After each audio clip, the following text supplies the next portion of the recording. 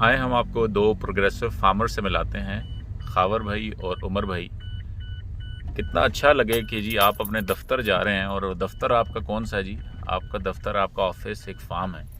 तो ये माशाल्लाह बड़े प्रोग्रेसिव फार्मर्स हैं और मेरी अक्सर इनसे मुलाकात रहती है। तो आज आपको इनसे मिलाते हैं और बताते हैं कि ये इन सुबह शाम फार्म पे कैसे होती है। और ये इनका बड़ा खूबसूरत फार्म है। फार्म तो वैसे सारे खूबसूरत होते हैं, खेत खलिहान अच्छे लगते हैं। तो आए ज़रा इनसे आपको मिलवाते हैं और इनसे बात करते हैं और पूछते हैं कि क्या कर रहे हैं आज फार्म पे।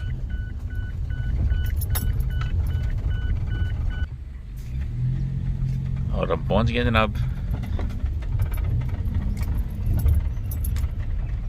अस्सलाम वालेकुम। हाँ जी, किसान क्या कर रहे हैं जनाब?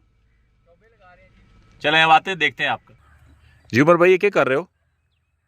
भाई साहब चोबा लगा रहे हैं, जिधर जिधर मकई नहीं निकली या तो परिंदियां खराब कर दी थी, अच्छा दोबारा फिर उसे एक एक बीज लगा रहे हैं। अच्छा, ਇਹ ਇੱਕ ਇੱਕ ਬੀਜ ਲੱਗਦਾ ਹੈ। ਇਹ ਤੁਸੀਂ ਮਸ਼ੀਨ ਇਸਤੇਮਾਲ ਕਰਦੇ ਹੋ, ਉਹਦੇ ਅੰਦਰ ਦਾਣੇ ਪਾਏ ਨੇ ਜੀ ਜੀ ਤੇ ਫਿਰ ਇਹ ਦਾਣੇ ਦੇ ਜਿਹੜੇ ਜਿਹੜੇ ਬੀਜ ਨਹੀਂ ਨਿਕਲੇ ਨਾ, ਉਹਦੇ ਅੰਦਰ ਤੁਸੀਂ ਇਹ ਮਸ਼ੀਨ ਦੇ ਜ਼ਰੀਏ ਤੁਸੀਂ ਲਾ ਰਹੇ ਹੋ। ਮਾਸ਼ਾਅੱਲਾ।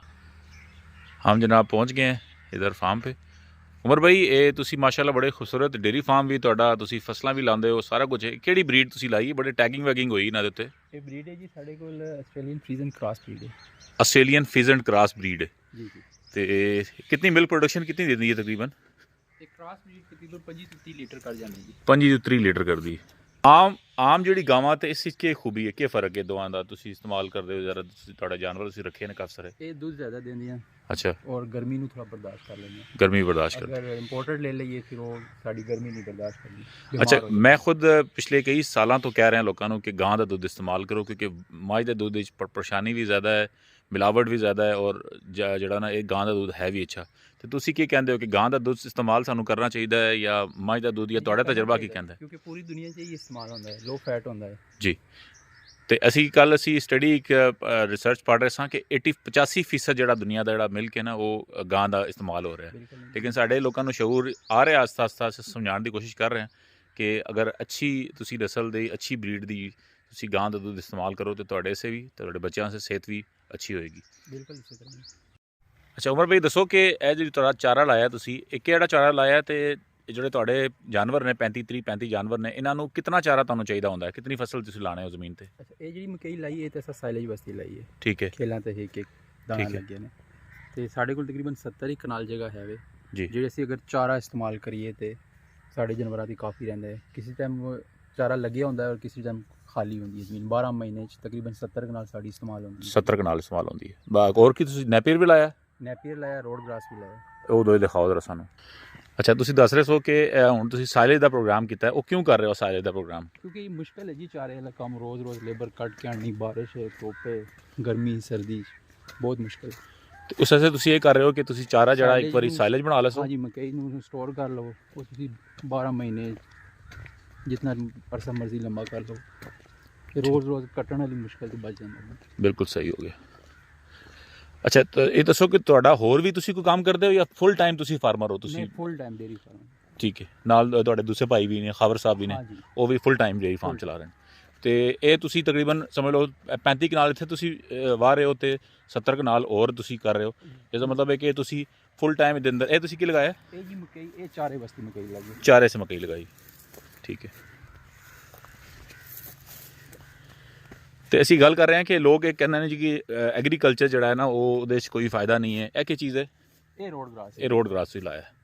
ਠੀਕ ਹੈ। ਇਹ ਤੁਸੀਂ ਮਤਲਬ ਇਹ ਟੋਟਲ, ਇਹ ਜਿਹੜੀ ਜਗ੍ਹਾ ਤੁਹਾਡੇ ਕੋਲ ਪਈ, ਜਿਹੜੇ ਖੇਤ ਅਸੀਂ ਦੇਖ ਰਹੇ ਹਾਂ, ਟੋਟਲ 35 ਕਨਾਲ ਜਗ੍ਹਾ ਹੈ ਤੇ ਇਸ ਨਾਲ ਤੁਸੀਂ ਇਹ ਸਾਰਾ ਸਿਸਟਮ ਚਲਾ ਰਹੇ ਹੋ।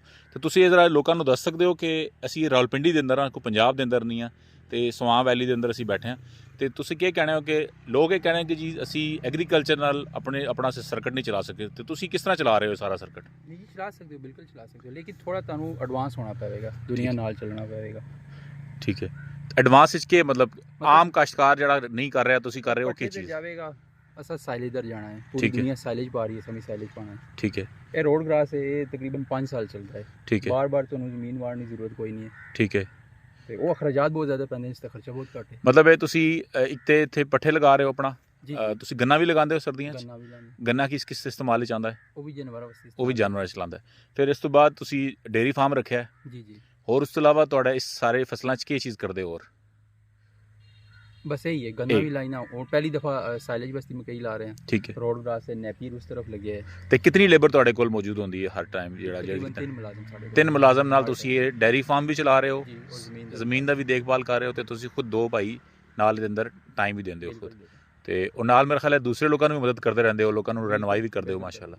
ਉਮਰ ਭਾਈ ਬਹੁਤ ਬਹੁਤ ਸ਼ੁਕਰੀਆ, ਤੁਸੀਂ ਇਹ ਟਾਈਮ ਦਿੱਤਾ, ਤੁਸੀਂ ਆਪਣਾ ਕੀਮਤੀ टाइम ਜਿਹੜਾ फार्म ਦੇ ਦਿੰਦੇ ਹੋ।